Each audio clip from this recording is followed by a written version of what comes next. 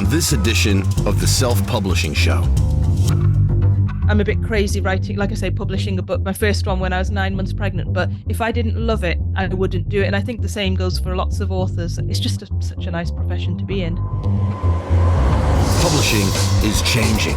No more gatekeepers, no more barriers, no one standing between you and your readers. Do you want to make a living from your writing? Join indie bestseller Mark Dawson and first-time author James Blatch as they shine a light on the secrets of self-publishing success. This is the Self-Publishing Show. There's never been a better time to be a writer. Hello, it's the Self-Publishing Show with me, James Blatch. And me, Mark Dawson. I'm getting Catherine to print, if you're watching on YouTube, an inverted version of this sweatshirt for TikTok. Because you can only use one filter at a time. And one filter would turn your book covers the right way up when you're... So for those who are listening on the podcast, of course, as most of our audience, I did James say if you're watching on YouTube. Yes, but for those who aren't, and you're now talking about what you're wearing. So James is wearing the SPF hoodie, which I assume if you wore it on TikTok would look back to front. Yes, because you film on the front-facing camera, it inverts the image. Yes. And you can use a filter to flip it on TikTok, but you can only use one filter at a time. Right. I use green screen to put a bookcase behind me. Yes. So I'm going to get it'd be a rare thing. It'll be on Amazon briefly for me to order it for myself. Yeah. I might keep it up there. If you're quick, you can get one that's inverted as well. And that'd be a quite cool thing to wear at the conference in June. Yes. Talking of the conference in June, we have gone past the deadline for the early bird tickets, unfortunately, January 31st. They're still selling very well. However, after a couple of requests, and we didn't see any reason not to do this, we have created a payment plan option for people who find it a bit of a stretch to pay the £200 in one go. So if you go to the page now for the conference, which is... I think it's SPS Live, yeah. I think. Yeah, I think it is. selfpublishingformula.com/SPS Live. You'll see there's an option to spread the payments over four times £50, just to make it a little bit easier for you. If you'd like to take advantage of that. I think we will probably sell out this conference this year, so not a day goes by without us selling a few tickets, so it will ramp up as we get closer to the date. And obviously I do understand people leaving it for a bit to the last moment. So I've just checked that, and that is the right URL, so selfpublishingforward.com/SPS Live, and it is worth noting, because the way it's a monthly plan, in order to fit in the payments before the conference, you need to sign up before the 28th of February. Yes. So on the 28th of February, that will be withdrawn, so you need to get in there before then. Yes, otherwise you'll be paying for it after the event, which would be a bit odd. Yes. Yeah, so 28th of February is the day. So you've got between now and then, so you've got the rest of this month, basically. This is going out on the 3rd of February. Also, we have a few days left of Mark Dawson's Ads for Authors course. We keep the courses up to date when things change. I can tell you, our sleeves have been rolled up this morning, editing the TikTok for Authors course, bringing that up to date. TikTok is a platform that's changed faster than the others, but actually nothing particularly material. All the changes, the two authors who've created the course, Jane and Lila, sent all the stuff through. And nothing's fundamental, but it's good just so that people don't look at a screen and think, oh, it's not what my screen looks like. Yeah. So we're making all those changes. I have to say, Facebook ads has been relatively... I shouldn't say this out loud, should I? It's been relatively stable. Don't say anything. As a big thing comes through, big change.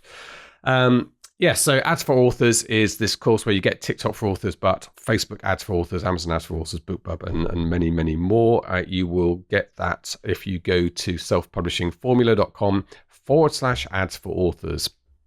And that is open until February the 8th, which is an auspicious day, February the 8th. Is it? Why is that? It's my birthday. Oh, I'm going to say it's your birthday. Yes, absolutely. Yeah. I think also I'm going to the dentist. Very good. 63. That's you look 63. Good. Rude. I am in my mid-50s. I have to admit to being mid-50s now, which is awful. Yes. There you go. Now, we did have a webinar last night, which I should mention.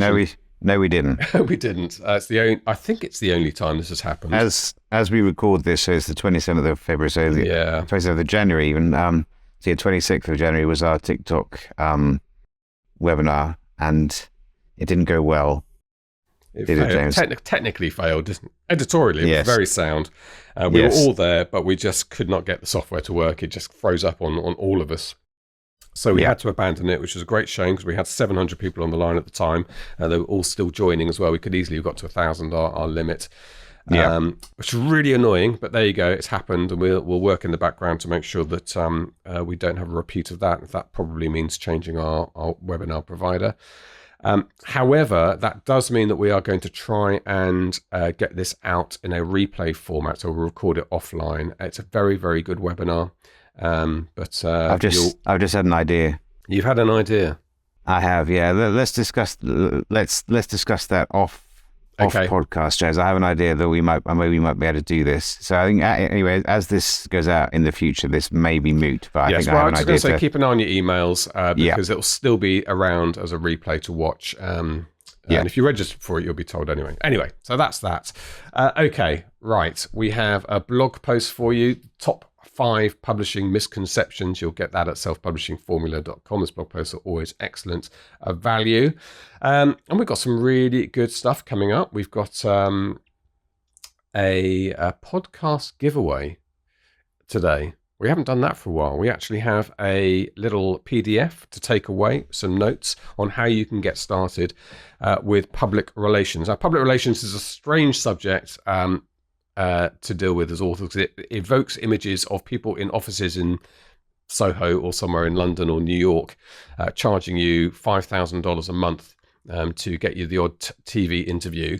The reality is it's a developing industry for indie authors, and it's much more down to you doing everything yourself and pointing that effort in the right direction that's going to sell your books, not simply get you some column inches. So that's what this conversation is about today. It's with Halima Khatun, who, as a bit like me, started in BBC local radio and local television and knows the newsroom on the inside, is now, as an author, starting to put that skill set into practice. She's written a book on this, and she's done a PDF giveaway. You can get that at selfpublishingformula.com/PR guide, all one word, PR guide. And yeah, I think this is going to be something, because we're always looking, we talk a lot about Facebook ads, and paid ads drives our sales, but there's every little stone needs to be, I think, turned over when you're an independent author. The margins are small and you can find there's profit in strange places. So this is definitely something to pay attention to. So here's Halima, and then Mark and I will be back for a quick chat at the end of the interview. This is the Self-Publishing Show. There's never been a better time to be a writer. So Halima Khatun, have I said your surname right? Khatun, thank you. You have. Thank goodness, that's a good start. Welcome to the Self-Publishing Show. Good to have you here. We have a little bit in common. I started in BBC newsrooms as a regional journalist. I did. And I escaped as well. So life after the BBC.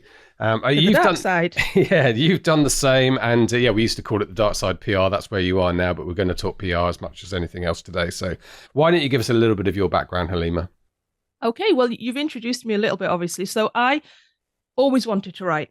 And the funny story is, when I was 12, when most kids were playing, and I probably should have been, I wrote a children's book, 60,000 words, no joke. And I sent it to Penguin and all the major publishers I could find in the Writers and Artists Yearbook at that age, thinking I'd be the next J.K. Rowling.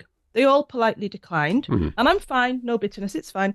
And as I grew up, I kind of got it in my head that being an author is not a viable career, as probably many people did. Didn't know anything about self-publishing. It probably wasn't a thing back then. So I went into what I felt was the next best thing, which was journalism, and I did broadcast journalism. So after my degree in English, I studied broadcast journalism, and I went into ITV and BBC freelancing, radio and TV, and some commercial radio. And I enjoyed it, but I found that there wasn't really the storytelling aspect. And I don't know if you had the same experience, but it was more about getting a 100-word press release and cutting it to 3 sentences, getting the timings right. And, there could be a fire across the street, but I wouldn't be able to report on it because I was delivering half-hourly bulletins. So I was chained to my desk. So there was a moment for me crystallized that I wanted to leave journalism. And it was a young girl, a 14-year-old girl, had been hit by a train and died. And being the journalist, you don't get to pick and choose. My job was to doorstep family, friends, anyone. Not very nice. And that's when I thought, I don't think this is what I went in for. It's not what I want to do. I want to do storytelling. So what I went into, as you say, the dark side of PR. Started in healthcare, public relations, and that was amazing. I loved it because I was talking to people who had cancer and they'd had this treatment, and I was getting their story, how it changed their life. Or, for example, they made a lifestyle change and lost a huge amount of weight. I was speaking to people from all walks of life, getting their story, and then pitching it to journalists. So I got my kind of story fill through that. And then, so I did that for years. I went freelance as an independent consultant in 2015, thinking about children. I will have my own business and do stuff while children sleep. My kids didn't sleep. So my career I wouldn't say it fell off a cliff, but I got rid of a lot of clients because I didn't have the time. I was basically a full-time mum from about 2017. And that's when I revisited my love of writing. But I should mention, actually, the interesting thing before that was when I freelanced and I had my own consultancy, I was working with a lot of startups and small businesses. And they had a lot of parallels with what I see now with authors, because as an author, and the thing that kind of I learned quickly through the self-publishing community, to be honest, is you're a business owner. Whether you like it or not, where you're an author, you're running your own business. And I found that with these startups, a lot of them had, they'd tried PR, they'd maybe got a round of investment, and they'd gone to the finest, slickest PR agency they could find, spent quite a lot of money, and found they weren't getting the return they wanted. And the crux of it was that if they figured out how to do it themselves, if they could find the time to know how to write press releases, to have the confidence to speak to journalists, they would do it themselves. They wouldn't necessarily be devoting full time to it. They're running their business, but they would do it alongside running their business. So I started training and I started teaching people how to do PR. And that's kind of what I got into alongside my private client work. So then children came. I revisited my passion for writing, and it was fiction. So I wrote what I call the Brown Bridget Jones. It was kind of a chick lit women's fiction novel. And it was about a British Bangladeshi girl looking to get married and going through the whole process of online dating, meeting through friends, and aunties, introducing her, and all the kind of cringe stuff, because I didn't think there was anything out for that. So I wrote that, and then I really got into it. That's The Secret Diary of an Arranged Marriage? Yes, that's right. So good title, by the way. Thank you. It breaks the self-publishing rules of a short, snappy title, but it does what it says on the tin. Yeah. So I wrote that book thinking, I was still figuring my way around self-publishing. That's when I came across the community. But one thing I was really keen on was I didn't really go down the trad route. I didn't really go down the agency route. I think I tried one, thought, this isn't my life. I'm not going to be shopping it around for 3 years, giving it to different agents and hoping they snap it up. So I went down the self-publishing route. But one of the things I learned from the community is A, you've got to do it like a business, and B, you want to be on par with the traditionally published authors. You want your cover to be on point. You want your blurb to be sharp. You want a professional editor. You want to do everything that a traditionally published author would do, except you're doing it yourself. And one of the things that occurred to me was, well, I spent years getting great PR for other people and other businesses and corporates, and then training startups. I should do some of that for myself to level myself up with the traditionally published authors. So, first you have that bit of imposter syndrome, which I'm sure a lot of people do. Partly, I was mainly raising my children writing this book, but I parked that to one side and thought, I believe in the story. I think it's a great book. So why wouldn't the press be interested? So I reached out. I went to, the local press. I went to some niche publications, some magazines, and I ended up getting a full page spread in Good Housekeeping. Wow. Which was a little bit of a game changer, because I just thought as soon as they think I'm self-published, they'll be like, no, thank you. That was just a hang up I had. But it didn't bother them, because they wanted the story about my author journey. And they loved the fact that I did my draft on iPhone notes while I was cradling my then 1.5-year-old daughter. So I published my, so my first novel came out when I was 9 months pregnant with my second child, my son. Made sense at the time. And I was bubbling along, doing the PR around it. I'm not as prolific because I've got 2 very small children, as prolific as probably a lot of people you have speaking here. But I was doing my thing, but I felt like I was leveling up. I was leveling up with traditionally published authors, and also it was giving me gravitas I could put on my website as featured in. People went, oh, you were featured in here. And I know sometimes a lot of people think, oh, PR doesn't equal sales. And I would be the first to say, no PR person worth their salt would say, yes, you will get this number of sales from an article. It doesn't work like that. However, I had people commenting, even writing reviews of my book saying, I saw this in Good Housekeeping, or I picked this up here and I decided to impulse buy it. So there's not necessarily the obvious correlation that you'd get with ads, but it was there. And it's what I think Mark talks about, the 7 touch points of marketing. It was one of them. So then I was writing that and I thought, authors, and this is the thing I picked up from the community, we are business people, whether we like it or not. And marketing is such a big part. And you have so many things, don't you? You're doing your TikTok, you're doing your website, you're doing your adverts. And when you get a moment, you're trying to write the books. And PR sits quite nicely within that. And I thought, if only other authors kind of knew that it doesn't have to be this big, scary, it doesn't have to be this huge expense. You don't have to pay $2,000 a month. It doesn't have to be something that takes your entire day and deflects from your writing. It can be something you do alongside. And actually, journalists aren't these scary, hard to reach people. It's not this crazy, it's not this thing you can't do. It's doable if only people had, the tools and the confidence. And that's what inspired me to kind of come full circle and marry my experience as an author with my experience in PR, and realizing actually there's a lot of, the two things go hand in hand, because it is doable. It's possible to manage that around your author business. But an agent wouldn't necessarily tell you that, because they'd rather take you on as a client, and have a retainer. And that's what inspired me basically, and why I'm sitting here today to write Priceless Publicity. Yeah. Well, let's talk about the actual business of PR then, because for a start, we should probably explain what it is beyond, our authors are familiar with running paid ads and marketing in that sense, social media. What is PR when we talk about it? So PR, the sort of the boring term is it's public relations, and it's the idea of influencing opinion, traditionally through the media, but now it's a lot of different things. This is me PRing my book, for example. Just sneaked in there. Yeah, but yeah, nice. that's the idea. And the difference between ads is it's quite simple. So if you did an ad, a Facebook ad, for example, or you did an ad in the paper, you sort of see a closing down sale for sofas. A reader knows you've paid for that. So you are going to say your book's great. You are going to say you've got the best shop in town. You are going to say my sofas have the best leather. It's paid for. Public relations or PR coverage isn't so obvious. It sits within the other articles in a story. So if we're talking about a newspaper or a magazine, so I had a story about my son was born March 2020.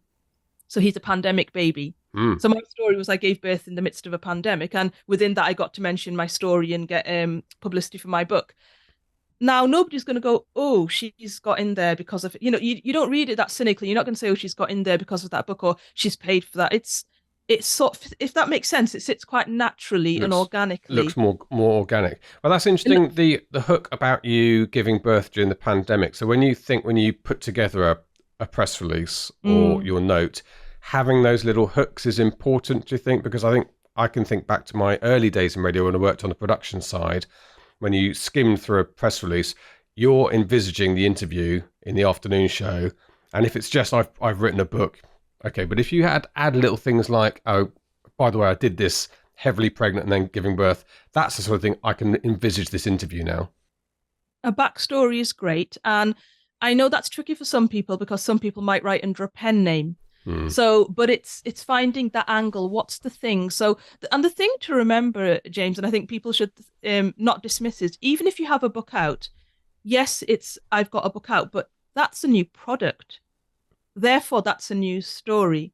And that's the thing. If you think about the mobile phone, I mean, mobile phones have been around for decades and they're always bringing out new iterations.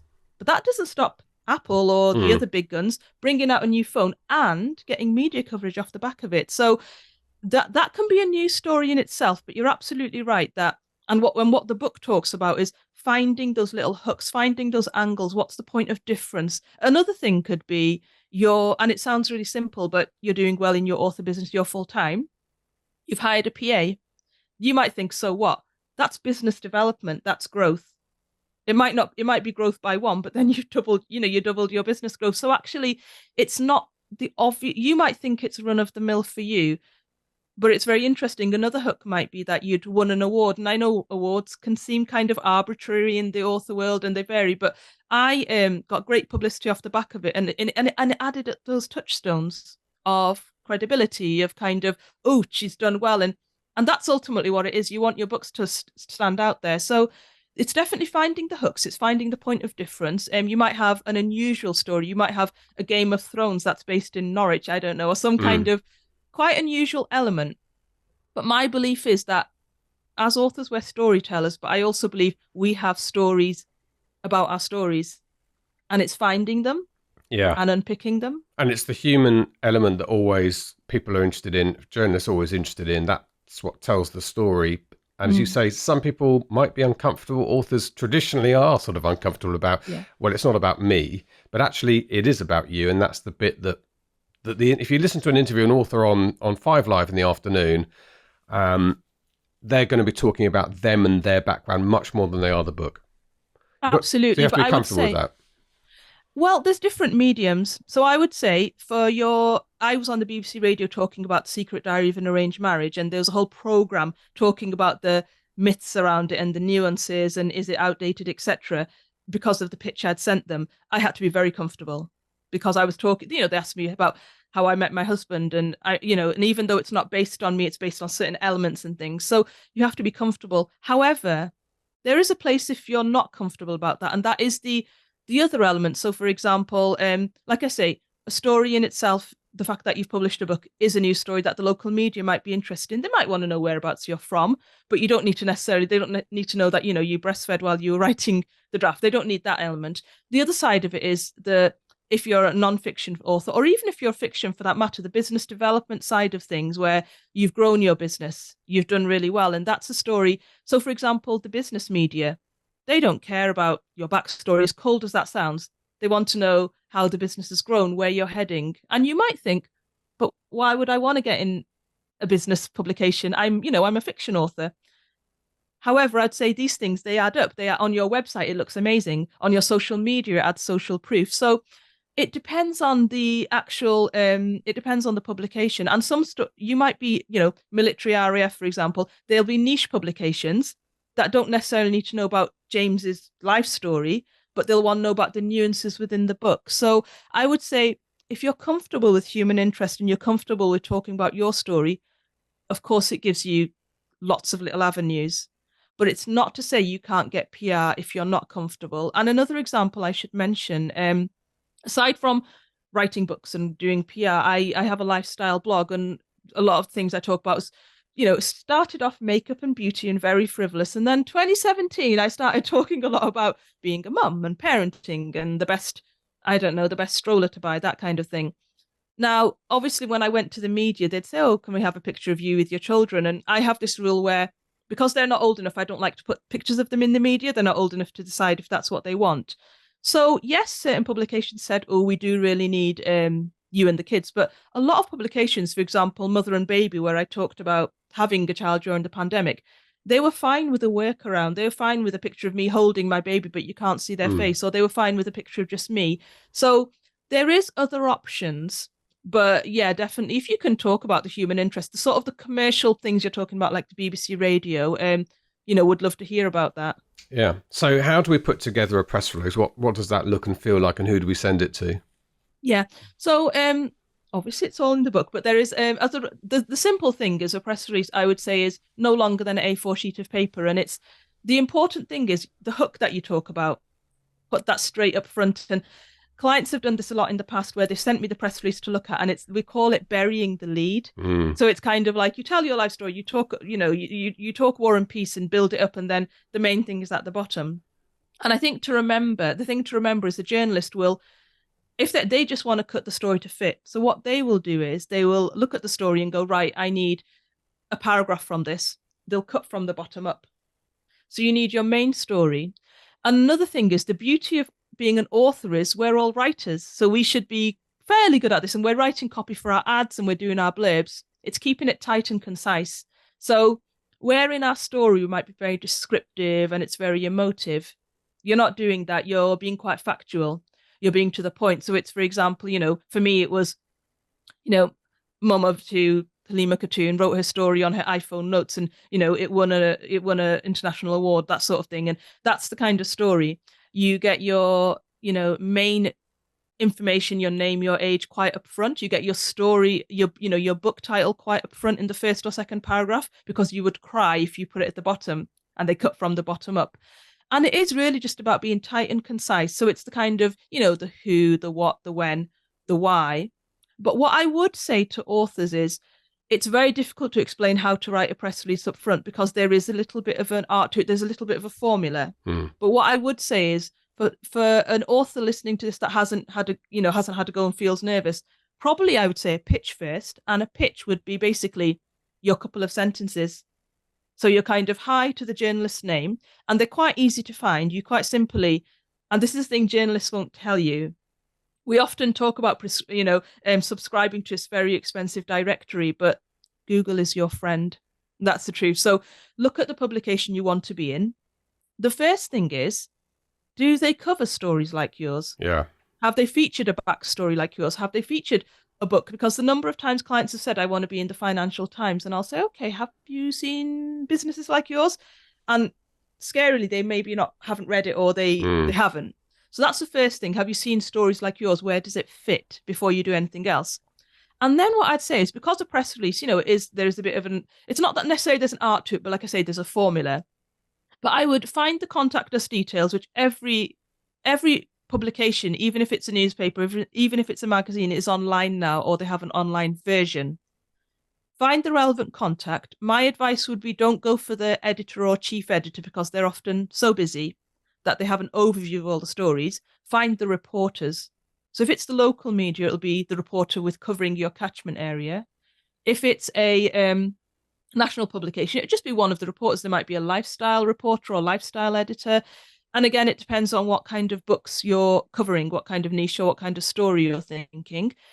And it's just a case of, a pitch to me would mean an email with 2 bullet points, and then just, a couple of, sentences saying, this is my story. I think you would be interested because, and this would fit in this section.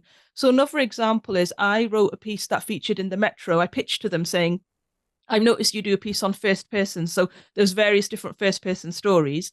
And I said mine was, but I remember when I got engaged, and one of my clients at the time said, do you love him? And it was a really strange story, and it took me aback. And it was kind of, there's a little bit of a misconception people had, because they thought, oh, have you met him? Do you know, that kind of thing. And it was well-meaning, but I decided to write about how that happens, and how perhaps another person wouldn't have been asked the same question. So that I went to the Metro, I saw the section that covers it, and I said, this is my story. So you might be better off doing a couple of sentences, or a paragraph at most, summarizing the reason they'd be interested, what's the hook, and taking it from there. Yeah, that's really good advice. I did a bit of PR with my first book, but I'm feeling quite motivated in this chat, Halima, to do some more for my new one. But I remember one thing I did do, which was, again, born of probably experience of being on the other end of these press releases, is a couple of the specialist magazines. I did look through them and think, well, do they review books? And none of them did. I couldn't see any book reviews in there, but they did do competitions. So I sent out books, hardback versions of the book, as competition prizes signed, and one of them did run a competition with them. So I just felt, well, it's exactly what you say, is you can, if they don't do what you want them to do, you can tailor your offer to what they do. But now I'm thinking what I should have done, and I'll do this for book 3, which is about to come out, is I should offer to write an article on the background of this book, which is right up their street, which is the history of the RAF in the Middle East. That's what I should offer to do. I'm going to do that after this call. That would be so interesting. And the thing is, that's exactly the point. If you think about straight book reviews, they're few and far between. Yeah. And often the trad press siphon them 6 months in advance. By going to, the journalists months before. And obviously us indie publishers, we sort of know the month before, don't we, when our book's coming out, so we don't have that luxury. And we should also say quite a few of those are paid placements as well. They don't always say it in newspapers, but we know that the book clubs and so on. I think the book clubs, maybe the Stylist magazine, your sort of consumer magazines, aren't paid for, because they do have to say promotion. There has to be a bit of transparency. Okay. However, transparency, sorry. But so what I would say is, none of my coverage has actually been a book review, because it's been the story around it. And I think if you look for book reviews, you might hit a bit of a brick wall, just because, like I say, Penguin, Bagsy them, months in advance, and they'll have different relationships. Not to say you can't, but I would just say that exactly as you say, looking for the story behind the story, some of the factual information. And the thing that I really want to stress is it needn't take a lot of time. You can do it alongside running your business, because I think the biggest pain points people have with PR is, like I say, it's too expensive. I can't afford an agent, and I certainly haven't got time to do it myself. And another thing that is I really want to debunk in this chat is people think nobody would be interested in my stories, or I don't have a story. And that's simply not true, because when you peel the layers, there's lots of different, you've mentioned something about your books. There'll be lots of different things when you go, oh, actually, that would be interesting. And that's, for you, that's thought leadership. But what you're doing is you can then get in your book. Yeah. As I mentioned at the end. Again, we always have to get over the kind of imposter syndrome of thinking that we're not doing anything that people would be interested in, but that's simply not true. And often I think, I stand in a group of friends, lovely friends, all my friends, but a lot of them have boring jobs, I've got to be honest. And usually they want to talk to me about writing novels. And it's the same when I worked for the BBC. They always wanted to talk to you about your job. So we shouldn't undersell ourselves as novelists. We do a job lots of people would love. I think it's amazing. I mean, I pinch myself, and like I say, I'm a foundation winner from last year, 20, and I pinch myself, and I do thank the SPF community a lot, because I probably wouldn't have been sitting here talking to you had I not stumbled across the idea of self-publishing, because I was probably, I was very entrenched in PR, which is fine. And I put that idea to bed about publishing a novel, and I think I thought I had imposter syndrome, because I thought self-publishing, dare I say, is something you do when nobody wants to, nobody wants your story. And I think a lot of us had that. And I think doing the PR made me think, and possibly you shouldn't think like this, but I did think my books do stand up with those in Waterstones. I do have that kind of, I can sit up there, and I think it's having that confidence and owning it. And people are buying your books, so why would people not want to hear stories about your books? And it's just adding another layer of promotion. It's not to replace Facebook ads or Amazon ads or, stop you doing social media. It's to add to it. But it helps, because if, for example, you got your military story and publication out there, you've then got yourself a few TikTok posts to brag about off the back of it. You've got some content you can talk about. You can leverage that to squeeze the blood out of it forever. And that is half of the value of it that people forget to do. They get the coverage and go, oh, my phone's not ringing off the hook. It's like, no, you push it forward. Yeah, and start using that in your adverts and so on. Yes, well, I'm feeling quite motivated, Halima. So thank you for that. And you're right, you can pay a lot for this service. In fact, it is a bit of I think PR is a bit of an old-fashioned industry that's yet to really modernise. I'm sorry if that's, don't want to sound too critical, but we've used PR agencies before, paid them thousands a month for SPF, and I've not really seen the value from it. And I've had conversations with them, and I thought, you're kind of 10 years behind in terms of your understanding of publishing. So I do think there's room probably within the indie circle for PR to modernise, become a little bit cheaper, more accessible, and more DIY focused. With a book, for example, that talks all about how to do PR well, yourself. for instance, there you go. If someone did that. Well, that seems like a neat segue. Let's talk about the book. That is the segue. Yeah. So, no, that's where I decided, because exactly what you say, and I'm not going to sit here and PR the PR industry, because I know it's not perfect. I was with the biggest PR agency in Europe when I started out, and it was great to cut my teeth in. And we did charge high fees, but we were charging high fees to either private healthcare clients or corporates who had the deep pockets. We indies don't, and we are often our accountant. Actually, no, I have an accountant. We are often our marketing person, our social media person. We are our everything. So I would never think of hawking my PR services to other authors. It just wouldn't occur to me, because and also I'm going to get in trouble to others saying this. You can do it. You can do it yourself, because I think when you're an indie, you don't need to have billboards. You don't need to have the whole spread. You just want enough to kind of get your word out there and build upon that. And it is learnable. And that's what another PR agent won't tell you, and I'm going to go in so much trouble. But it is doable. There is a learning curve, like there is with Amazon ads and everything else. But it's not something that you have to go, right, I'm going to take a week off writing to learn. You can do it alongside. And as you first, like I say, you do a pitch to your local press. They're so receptive and they're so friendly. And that's how you get about it. So with Priceless Publicity, it came together for me, because I thought that is something that I felt was a little bit missing, because as you say, and I've heard on other shows as well. And I know that, like I say, PR agencies cost a lot of money. So there's a sense of PR, let's just park that. It's not working. It's not worth it. Other things work. So I thought, there's books about newsletters, there's books about so many different things for authors.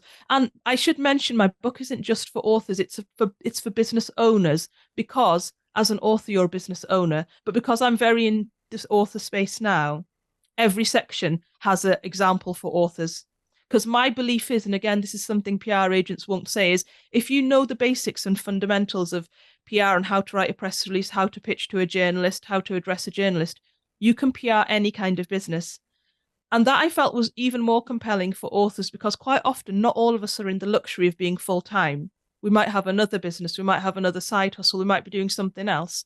So actually, the book could help with that as well, because it's teaching universal skills about publicity. So what I teach in the book is it's about the basics of what is PR, which I've touched upon, but in a huge amount more detail. Then it talks about how different journalists work. So with examples from national journalists, regional journalists, trade journalists, and online journalists. Then it talks about how to find a story in your business, which is the nitty gritty. So how to find a story in your author business, the kind of stories that work. So things like research, which doesn't have to be huge research. Just for your novel, you might have done, I don't know, a survey among people in your audience, or you might have done something with some kind of research as you were writing your book. That could be a story in itself, the findings.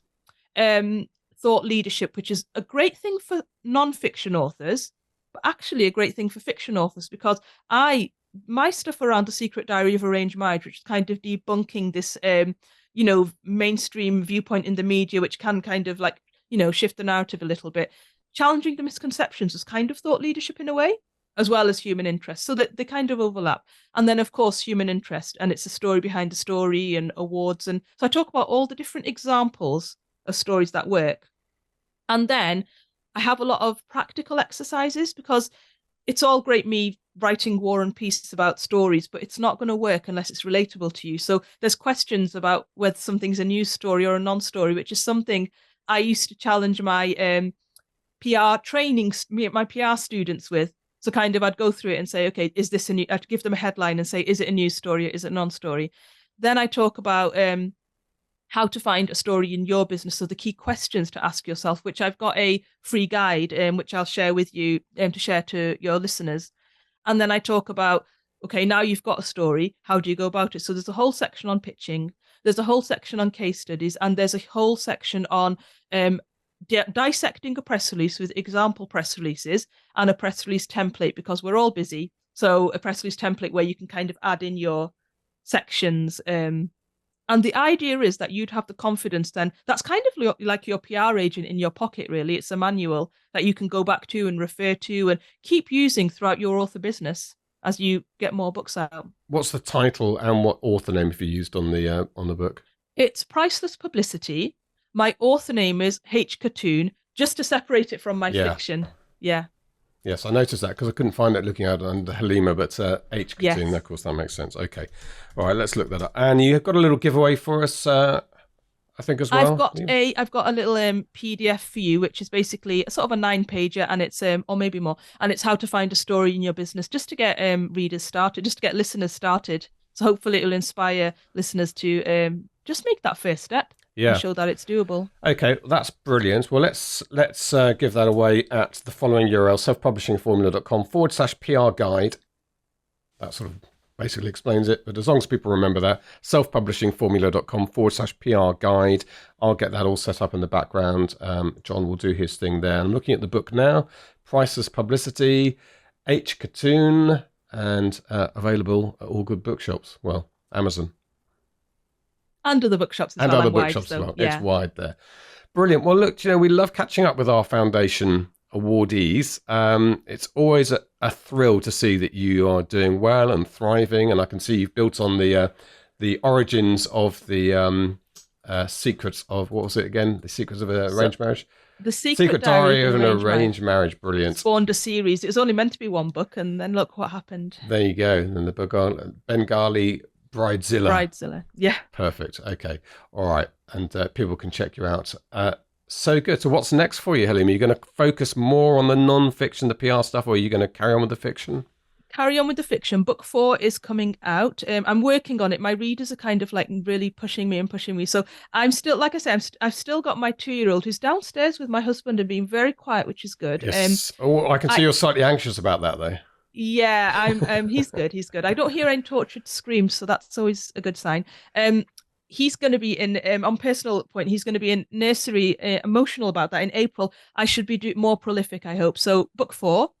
And I'm thinking of doing a non-fiction book around messaging and branding as well. But that's going to be, that's in the pipeline. So focusing on fiction and hoping to do a side story that I'm nudging my husband about from the guy's perspective, side by side. There you go. Because you don't often hear about the male perspective in any of this kind of fiction, really. It's all very female-centric, so I think that could be fun. Yeah. Well, I mean, you've been so prolific whilst also producing children and bringing them up. I can't imagine how prolific you're going to be when they're being looked after during the day by somebody else. He is hoping, yeah. No, I'm very excited. The thing is, people do think I'm a bit crazy writing, like I say, publishing a book, my first one when I was 9 months pregnant. But if I didn't love it, I wouldn't do it. And I think that goes to say the same goes for lots of authors. It's just such a nice profession to be in. Also, it's a very intense bit, and I've been through it a few years ago now, but you have to keep yourself sane during parenthood, I think, and that's not a bad way of doing it. You do. And the little wins really help. And like I say, I think when I get a book, and in the early days, it's like one sale. It's like, it's not my mum or my sister. Wow, who bought that from Australia? Yes, you know, right, and you see it build, and it's just amazing. Oh, I should mention the other thing is children's books, which is on the periphery. I've drafted a couple. But my God, I'll look at them. That's a whole other game because I'm looking at illustrations and in the pipipeline. Okay. Yeah. Brilliant. How prolific. Thank you so much indeed, Halima. Great to speak to you. We might catch up with you. I don't know if you're going to be at our conference in June. I am, so it'll be great to see you. Good. Well, we'll catch up over a drink there. Amazing. Thanks so much, James. This is the Self-Publishing Show. There's never been a better time to be a writer. There you go. Our thanks to Halima Khatun for her wisdom on that subject. A reminder that you can get the guide to get you started doing your own PR at selfpublishingformula.com/PR guide. Good. Yeah, we've dabbled with PR, haven't we, over the years? I don't know if you're still using anyone, are you? You did have someone? No, not at the moment. I have done now and again a couple of different people have helped over the years, but it's not really something that I think personally, from my experience, delivers great value for money. I think it's if money is no object, then it's something that you can do, but it's a little bit. I think there's a bit of vanity involved in getting press and PR, and I'm not, as I've mentioned before. When I was on the TV on Breakfast News, arranged by a publicist. If in front of, I think 1.7 million people is the average at the time I was on, I didn't sell any books at all after that. So, because of course we can check. It isn't like in the olden days where you'd be in a newspaper or you'd be on the telly or the radio, and then you just kind of hope that sold books. You can actually see in real time, and I did look in real time and didn't really notice any change. So. It's not something that I personally would rush out to do, but as always, it's horses for courses, really. But this is what we're talking about in the interview is you doing your own stuff, which of course is your time rather than thousands a month, and particularly depending on what you write. Of course, you and I write genres, fictional genres, but if you're writing non-fiction, even more important actually to go into the paper and get your name known. Okay, thank you again to Halima. A reminder that Ads for Authors is still open for a few more days until Wednesday, the 8th of February. And you can find more information about that at selfpublishingformula.com/ads for authors. And if you want to come to the conference in June and you want to spread your payments, $50 a month, £50, I should say. It's in GB pounds, £50 a month. You can do that also at the time of signing up, which is selfpublishingformula.com/SPS live. Please, can we get a shorter URL? Can that be my birthday present? Yes, unfortunately, exactly. SPF.com is gone. It's I don't know what it is. It might be some protection factor. I don't know, but we need to find something. We do, yeah. We can. I think SPF has probably been gone for some time, but we'll manage. We'll motor on. It's a mouthful. Okay, thank you to the team in the background who get this podcast up and out. And thank you very much indeed for listening. All that remains for me to say is a goodbye from him. And a goodbye from me. Thanks, right. Bye. Get show notes, the podcast archive, and free resources to boost your writing career at selfpublishingshow.com. Join our thriving Facebook group at selfpublishingshow.com/Facebook. Support the show at patreon.com/selfpublishing show. And join us next week for more help and inspiration so that you can make your mark as a successful indie author. Publishing is changing, so get your words into the world and join the revolution with the Self-Publishing Show.